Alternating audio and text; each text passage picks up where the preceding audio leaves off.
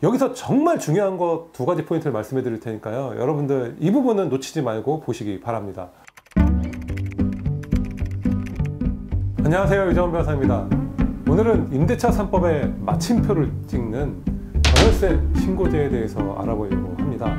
제가 이 법을 쭉 보다 보니까 여러분들이 자칫 잘못해서 이 전월세 신고제만 믿고 있다가 여러분의 알토란 같은 전세보증금을 날릴 수 있겠다라는 생각이 들더라고요. 그래서 전월세 신고제에 대해서 충분히 설명을 드리고, 그리고 여러분들이 놓치지 말아야 될 몇 가지 포인트들에 대해서 알려드리도록 하겠습니다. 먼저 이 법이 왜 만들어졌는지에 대해서 말씀을 드릴게요. 법에 따르면 투명한 부동산 거래질서를 확립하고 국민경제 이바지함을 목적으로 한다라고 되어 있습니다. 국토교통부 관계자에 따르면 이 제도는 임대차에 관련된 계약 정보를 파악하기 위한 것이지 과세와는 아무 관계가 없다라고 얘기를 하고 있고, 국세청에서도 이 자료를 통해서 무슨 과세에 활용할 그런 의도는 가지고 있지 않다라고 얘기를 하는데요. 과세와 관련된 부분은 앞으로 어떻게 진행될 것인지 우리가 지켜보기로 하고요. 6월 1일부터 시행되는 전월세 신고제, 어떤 것들을 신고해야 되는지, 그리고 어떻게 신고해야 되는지에 대해서 알아보도록 하겠습니다. 먼저 신고해야 될 대상은 주택입니다. 주택이라는 것은 법적으로는 주거용 건물을 얘기하는데요. 주거용으로 쓰이고 있다고 그러면 고시원이든 오피스텔이든 상관이 없습니다.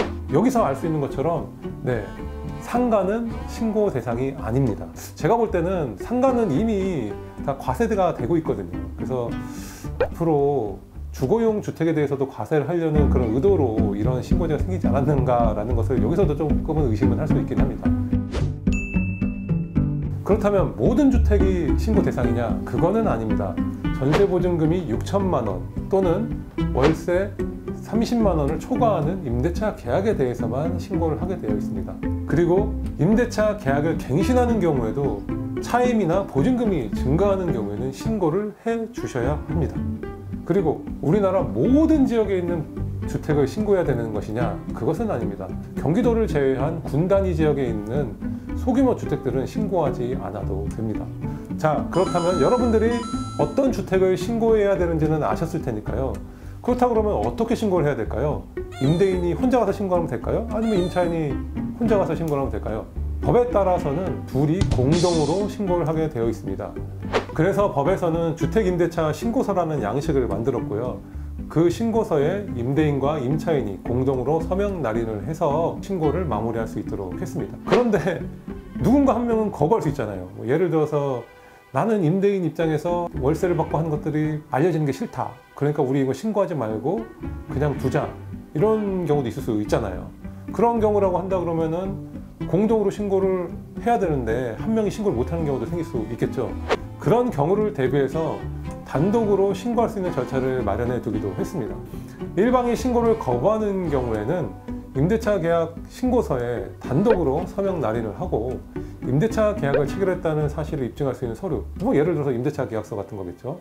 그리고 상대방이 임대차 계약 신고를 거부하고 있다는 거부 사유서를 첨부해서 제출하면 됩니다. 앞서 말씀드린 것처럼 계약이 갱신되는 경우에도 보증금이나 차임이 증가한 경우에는 다시 신고를 해야 되는데요. 이때도 단독으로 신고할 수 있습니다.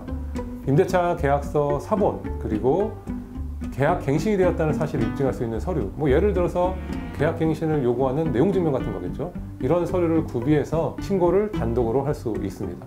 이렇게 단독으로 신고된 경우에는 상대방에게 관계기관에서 문자로 통보해서 이런 신고가 있었다라는 사실을 통지하게 되어 있는데요. 일방적으로 신고가 된 경우에도 상대방에게 알려서 어떤 잘못이 있거나 이런 것들을 수정할 수 있는 기회를 준다고 봐야 되겠죠. 이 제도가 시행되면서 여러분이 주의해야 될 부분이 있습니다. 신고를 하지 않으면 과태료를 받게 된다는 것이거든요. 과태료는 최저 4만 원에서 최고 100만 원까지 부과가 되고요. 계약 금액이 클수록, 그리고 신고를 늦게 할수록 금액이 커지게 되어 있습니다. 그리고 당장 6월 달부터 전월세 신고제가 시행이 되는데요. 아무래도 이런 제도가 시행되고 있다는 걸 잘 모르시는 분들도 상당히 많을 테니까 1년 정도는 과태료를 부과하지 않겠다고 합니다. 어느 정도 계도 기간을 둔다고 하니까요. 이 부분도 참고하시기 바랍니다. 지금까지는 전월세 신고제라는 거에 대해서 여러분들과 차분히 알아봤는데요. 여기서 정말 중요한 거 두 가지 포인트를 말씀해 드릴 테니까요. 여러분들 이 부분은 놓치지 말고 보시기 바랍니다. 전월세 신고제를 통해서 집주인이 실거주를 하기 위해서 계약 갱신을 거절했는지 안 했는지를 입증할 수 있는 길이 생겼습니다. 기존에 계약 갱신과 관련해 가지고 여러 가지 부분들을 말씀을 드렸는데 이 부분에 대해서는 기존 영상을 한번 참고해 보시고요. 임차인이 계약 갱신을 거절당하는 경우에 입증하기 상당히 어렵다. 집주인이 실거주하고 있는지 안 하고 있는지 내가 그걸 어떻게 알 수 있겠느냐라는 얘기를 했었거든요. 이 제도를 통해서 집주인이 자기가 살지 않고 다른 사람에게 세를 줬다는 것을 충분히 파악할 수 있게 된 거죠. 앞으로 임차인이 손해배상 청구를 할 때 가장 먼저 봐야 될 중요한 포인트가 되겠습니다. 두 번째 포인트입니다. 여러분, 이번에 전월세 신고제가 생기면서 독특한 제도가 하나 생겼는데요. 임대차 계약서를 첨부해서 신고 접수를 완료할 때는 그때 확정일자를 부여받은 것으로 봐줍니다. 제가 가끔 상담을 하다 보면은 임대차 계약을 체결하고 이사한 이후에 전입신고까지는 하는데 확정일자를 잘 안 받아 놓으시는 분이 있습니다.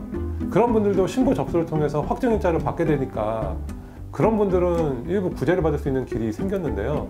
여러분들이 신고제도를 통해서 확정일자가 부여되니까 아, 그러면 뭐 나는 신고만 하면 되겠지라고 생각하실 수 있는데 절대로 그렇게 하시면 안 됩니다.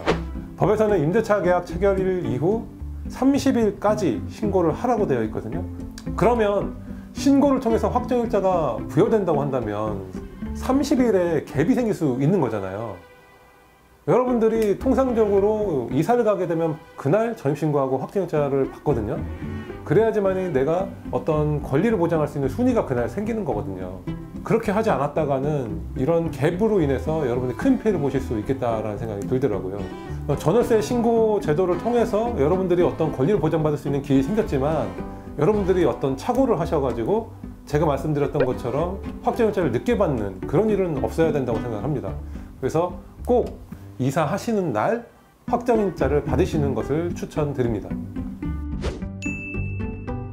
여러분과 함께 전월세 신고제에 대해서 알아봤는데요. 새로운 룰이 생기는 만큼 여러분들이 이 룰을 잘 숙지하셨으면 합니다. 법에서는 이런 말이 있습니다. 법률의 무지는 용서받지 못한다는 말이 있거든요. 내가 이런 제도를 몰랐는데 내가 용서받을 수 있나요? 이렇게 한다 그러면 네, 용서받을 수 없습니다. 계도기간이 1년이 끝나면 여러분들이 용서받지 못하고 과태료를 부과받으시니까 주의하셨으면 좋겠고요. 또 제가 아까 말씀드렸던 포인트, 전월세 신고제도를 통해서 확정일자를 부여해 주기는 하지만 이거를 그대로 믿고 계시면 안 됩니다. 앞서 말씀드린 신고기간의 갭 때문에 여러분들이 확정일자를 미리미리 받아 놓으시는 것이 좋다라는 것을 다시 한번 강조드립니다. 오늘 준비한 내용은 여기까지입니다. 여러분, 다음에도 더 유익한 내용으로 여러분을 찾아뵙도록 하겠습니다.